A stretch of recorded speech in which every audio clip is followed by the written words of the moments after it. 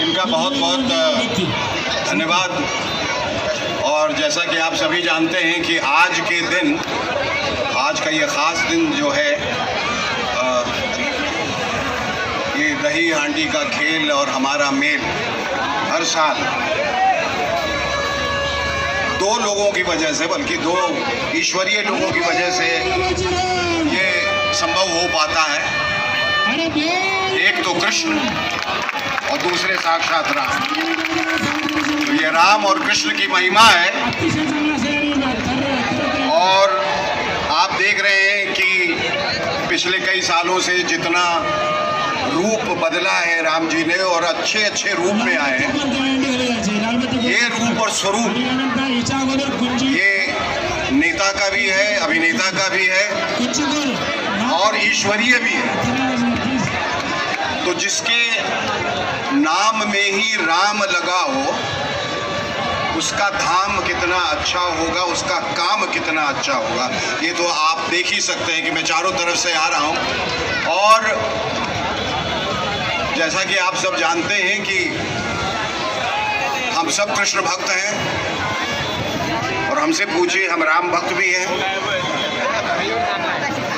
और इनसे यही कहता हूं कि मेरा तो जो भी कदम है, राम जी, मेरा तो जो भी कदम है वो तेरी राहों में है, कि तू कहीं भी रहे मेरी निगाहों में। और चूंकि ईश्वर खुद जमीन पे नहीं आ सकते, तो वो अवतरित होते हैं अलग अलग रूप में। ईश्वर के रूप में, जो मानव के रूप में, कभी पक्षी के रूप में, कभी गुरु के रूप में। और ये काम जो राम जी कर रहे हैं, मैं जो ज़रूरतमंद भी हैं, जो दुखी भी हैं और परेशान भी हैं, हमारी दिक्कतें भी हैं, उन सब का ख्याल सिर्फ एक इंसान रखता है। और मेरे ख्याल से अगर ये ख्याल हम सब अपने अपने अंदर डाल दें कि हमें चंद लोगों की सहायता करनी है, मदद करनी है, तो एक दुनिया एक बहुत ही खूबसूरत जगह बन जाएगी। आप लोगों के लिए मैं प्रार्थना करूंगा कि आप सब लोग खुश रहें, आपका जीवन सुखमय हो, मंगलमय हो, और आप हमेशा स्वस्थ रहें। लोग बहुत कम स्वास्थ्य की प्रार्थना करते हैं, पर मुझे ऐसा लगता है कि आदमी के पास अगर स्वास्थ्य नहीं है तो कुछ नहीं है, कि वो सब कुछ कमा लेता है। इसलिए आपके स्वास्थ्य के लिए देखिए, संभल भाई, एक बार मैं भी जोश में ऊपर चढ़ गया था। तुमच्या माहितीसाठी सांगतो, शेखर सुमन साहेबांनी आपल्या हंडीमध्ये सलामी पण दिली होती, आठवत आहे का? आप गोविंदा के पत्थर के ऊपर चढ़ गए की उमापति महादेव की, बोलो जी भाई सब संतन की, सनातन हिंदू धर्म की, गौ माता की, भारत माता की, हाथी घोड़ा पाल की।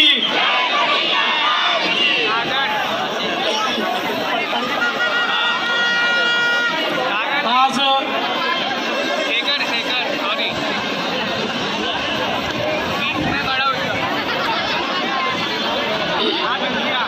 जन्माष्टमीच्या निमित्ताने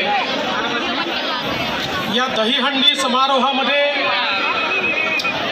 ज्यांनी आम्हाला निमंत्रित केलं,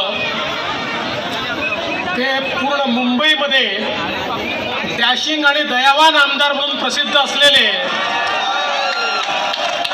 माझे छोटे बंधू राम कदमजी, आमचे अध्यक्ष आशिष शेलारजी, प्रवीण दरेकरजी, सुप्रसिद्ध अभिनेते शेखर सुमनजी, या ठिकाणी उपस्थित शर्मा गुरुजी, सर्वच मान्यवर आणि उपस्थित माझ्या सर्व माता भगिनी आणि बंधूंनो, आपल्या सर्वांना मी जन्माष्टमीच्या खूप खूप शुभेच्छा देतो।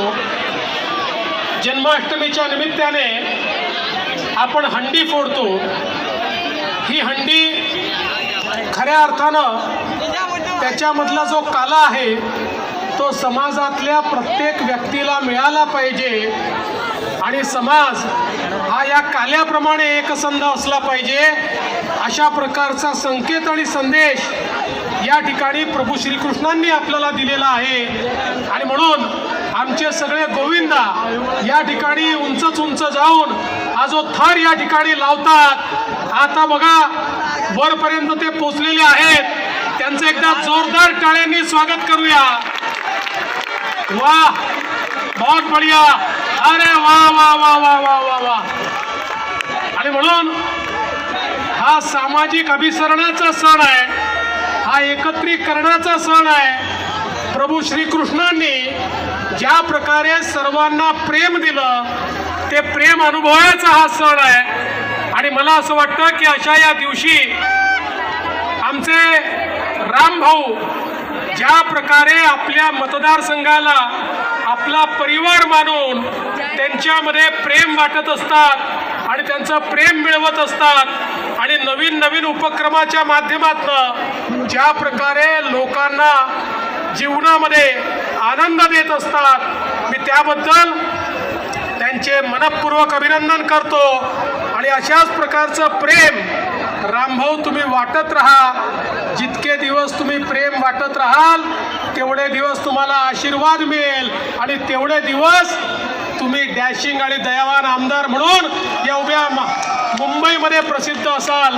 म्हणून तुमच्या या सगळ्या कार्याला मी खूप मनपूर्वक शुभेच्छा देतो. प्रभू श्रीकृष्णाचा आशीर्वाद, प्रभू श्रीरामांचा आशीर्वाद हा तुम्हाला मिळतच राहो अशा प्रकारची कामना करतो. पुन्हा एकदा आपल्या सर्वांना जन्माष्टमीच्या शुभेच्छा देऊन माझं बोलणं संपवतो. धन्यवाद. जय हिंद, जय महाराष्ट्र, भारत माता की. या ठिकाणी या ठिकाणी आपले अध्यक्ष